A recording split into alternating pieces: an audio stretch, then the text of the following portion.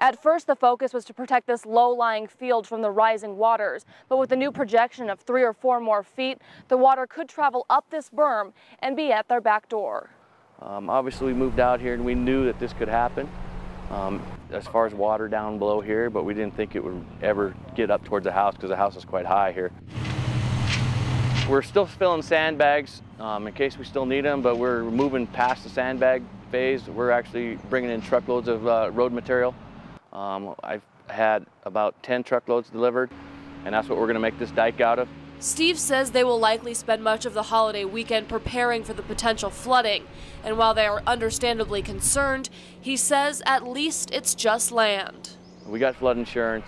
Ever since we've been here, we've had it.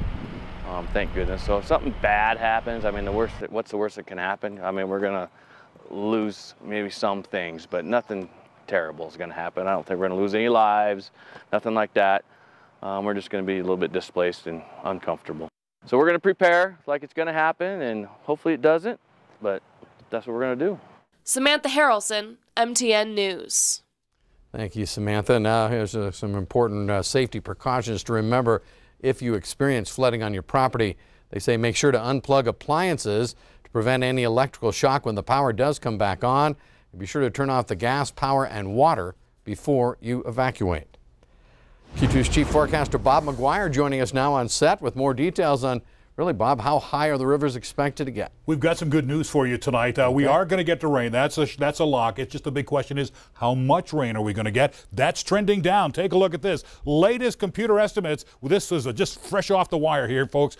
This takes us to Monday, 11 p.m. Looks like here in Billings about 34/100ths of an inch, much less than the 1 1/4 inch we had yesterday. So good news there. So what does that do for our rivers? Well, here's the Yellowstone River in Billings. Remember yesterday it was at 16.4 was where it was going to crest at. Now today it'll still crest at record levels, but it's going to be 15.1 feet. And over there at the Clark's Fork of the Yellowstone at Edgar, that's going to drop down to 10.4 feet. Their record level is 9.3, so still another record setter, but not as high as it was in the past. And the DES, they're making plans to kind of make sure that we have sandbags at the 5 Mile Creek, Alkali Creek, Canyon Creek, and Blue Creek, and certainly all along the Yellowstone River. So it's going to be a wild, woolly weekend for those folks, but we are getting prepared for it. And it looks like they're going to use the 500-year flood plan. Jay? All right, thank you, Bob. In western Montana, the Environmental Protection Agency says the berms at the old Smurf at Stone Mill west of Missoula appear to be holding strong against the floodwaters of the Clark Fork River. Now, there have been concerns that heavy metal contaminants from the mill's old cooling ponds may have seeped into the swollen river, but EPA officials say they've seen no evidence of that, but they are going to continue to run regular tests for possible toxins in the river.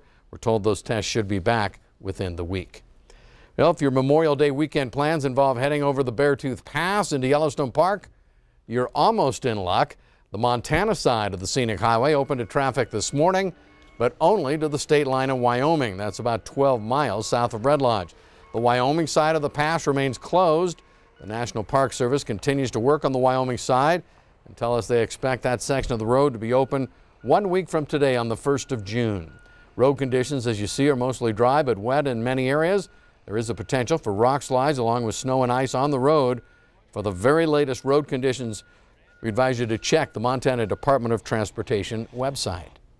A proposed gold mine for Immigrant Gulch not far from Yellowstone Park will have to undergo an environmental review before any state permits are issued. That's the ruling today from District Judge Brenda Gilbert. Attorneys for Canadian-based Lucky Minerals had argued that its application involved only a minor exploration project, not a large-scale mine, but Judge Gilbert ruled otherwise, ordering the Montana Department of Environmental Quality to consider the mine's potential impact on water supplies as well as wildlife.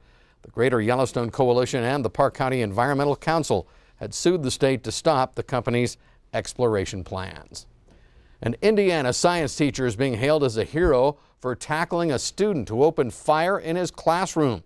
That middle school student now in custody, the teacher and another student wounded. Hannah Doba has the details for us. Here we go again, and it's just really, really, really unfortunate. Another school shooting, this time at Noblesville West Middle School, north of Indianapolis. It happened around 9 a.m. in a 7th grade science class. A male student asked to be excused from his class. He left the classroom. He then returned armed with 2 handguns. He looked just upset and very angry, but I don't think anyone knows why. But the spree was cut short. Students say teacher Jason Seaman, a former defensive linebacker for Southern Illinois University, managed to tackle the armed teenager and swat the gun out of his hand. Seaman and a female student, Ella Whistler, are hospitalized with gunshot wounds. Seaman released a statement saying he's doing great. He wrote to his students, "You are the reason I teach." I show him very much respect because he risks his own life for the student's safety. Students say they've been practicing for emergencies like this since elementary school. They make up like a fake situation.